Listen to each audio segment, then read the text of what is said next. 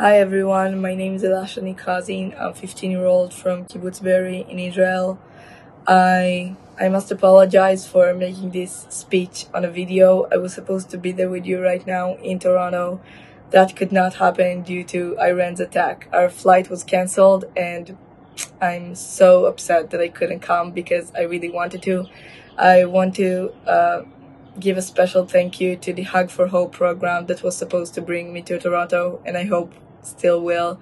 And a very special thank you to Naomi and Mark, who are the couple that was supposed to host us, me and my family, in their house and make all of this possible. So I'm really grateful for all of that, and I hope it'll still happen one day because I really want to meet you guys.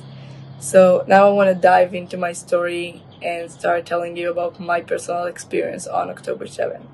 I was born and raised in Kibbutz Be'eri. The kibbutz was a beautiful place to most of us who lived there, I guess, like heaven. I'll give you just a slight idea about what a kibbutz is. It's a community. Everyone knows each other. There used to be 1,200 citizens in Be'eri, and we all knew each other, work together, eat together, do everything together, and it's just a very tight community, like one extended family. So everything was perfect for us until October 7th. On the 7th of October, thousands of terrorists broke through the fence, through the border from the Gaza Strip and invaded Israel. During the attack, they slaughtered, raped, kidnapped, and burned people, just for the sake of killing. During the attack, about 100 members of Kibbutz Be'eri were slaughtered, and about 30 members of the kibbutz were kidnapped to Gaza. There were about 400 to 500 terrorists in Be'eri specifically. We were all woken up at around 6:30 a.m.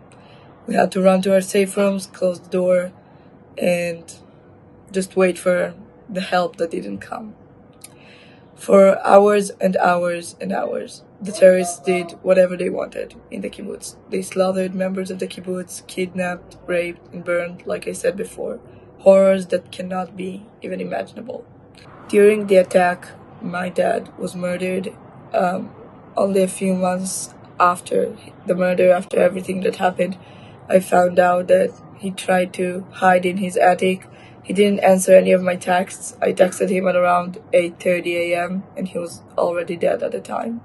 He got murdered very early in the morning while trying to hide in his attic. He was shot to death, and after he died, he was also burned. And also during that day, my grandma got shot. She bled in her safe room for about 9 hours with no medical attention, and luckily survived her injury and is now alive and well along with my grandpa. My cousin Amit was kidnapped to Gaza. He was 15 years old at the time, turned 16 in captivity, and now he's back home after 54 days in captivity. He got released in the deal that was between Israel and Hamas. My uncle's house was burned down while he was in it, and he also luckily managed to get out of the fire after the IDF soldiers came to rescue him and had to carry him out of the safe room because the floor was on fire. My family took a strong hit on October 7th. We all suffered trauma and pain that we didn't think we will ever have to deal with, and I think it's important to say that we're still standing, most of us. Also, during the attack, about 150 houses were destroyed in the kibbutz. All the members of the kibbutz have been pretty much displaced since then. We've been living in a hotel for months, then we moved to Hatzarim. I'm still living in the hotel because my house is still not ready. Some of my family members are living in the kibbutz, and just in general, there's so much confusion and uncertainty that we hope will be solved soon. Now, it's been a year since the events of the 7th. We got to meet back after 54 days in captivity, and we were the happiest family on earth the day it happened, I think. There are 100 families that didn't deserve to feel that happiness yet. There are 100 hostages still held in the Gaza Strip in horrible conditions. They're not being treated fairly. They're being purposely starved, beaten, and abused, and they they're starting to lose hope. Many of them. They're starting to lose hope that they're not going to come back. We're seeing that as long as time passes, more and more hostages start losing their lives in captivity. They're the most important thing right now. I see all these people posting ceasefire now and adding in one line, oh, and the release of the hostages. It can't continue like that anymore. The most important thing is to bring back the hostages, then the ceasefire.